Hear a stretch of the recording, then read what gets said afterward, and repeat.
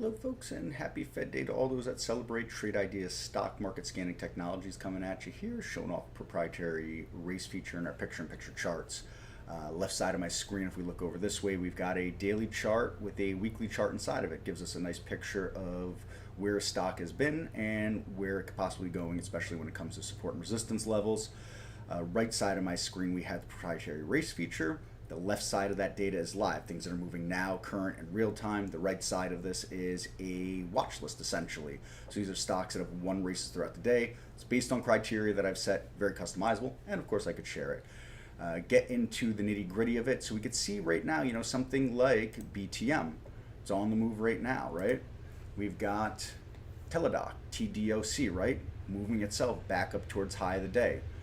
We have something like SDIG. Again, it's made this big move right here. Sometimes these moves are part of a larger move. Sometimes that's it, that's the move, or it sets up again later after a pullback, and that's where the watch list on this side comes in. We've got something like ARMP here, right? And we're watching on a 5-minute chart, and we'd see at the VWAP, it was just recently rejected.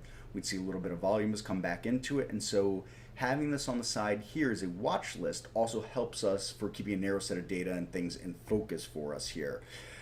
Maybe ARMP sets up again. Maybe it doesn't set up again. If you're someone who likes to trade on a break of the VWAP, having it on that watch list like that and setting a price alert for you, keep it right in focus, keep it right easy.